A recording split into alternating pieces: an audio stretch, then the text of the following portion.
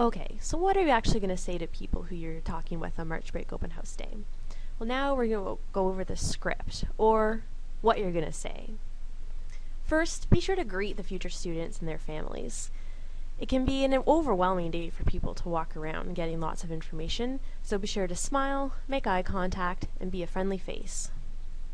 Then you're going to ask the future student which academic program he or she has applied to. At this point, the student could say that they've applied to a program that has a living learning community. And if that's the case, you're going to explain what a living learning community is. Don't worry, there's a list of which academic programs have living learning communities coming up soon, and you can find this list in your volunteer manual.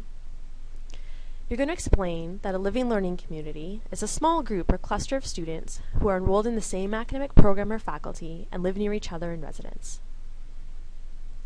Students in a living learning community can get several benefits, and we like to highlight 4 of them. That they can live near other students from their academic program or faculty, that they can participate in academically focused activities designed to help them meet their goals, that they get to connect with an upper year student, their peer leader, who's an academic mentor and a great link to resources, and that they can interact with faculty, staff, and others from their program. After you tell students a bit about a living learning community, be sure to share your own experience with living learning. What do you like about part of being in the LLC? You're going to hand out the appropriate LLC flyer. Here's an example of the accounting and finance one.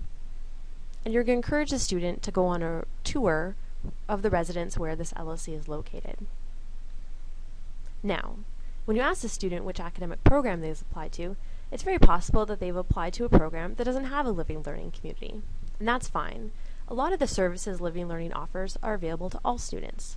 For example, you can talk about tutoring in residence, a free service for all Waterloo students. It's drop-in style tutoring that's focused on large first-year classes, like Chem 120, Physics, Engineering, and some of the big math classes. You can also mention our study skills sessions. These are interactive sessions that take place right in residence. Students learn from upper year peer facilitators some strategies for being successful at the university level. You can also share with these students a bit about your own residence and academic experience, and encourage students to visit the first year guarantee booth that's in the Student Life Center, and then go on a residence tour.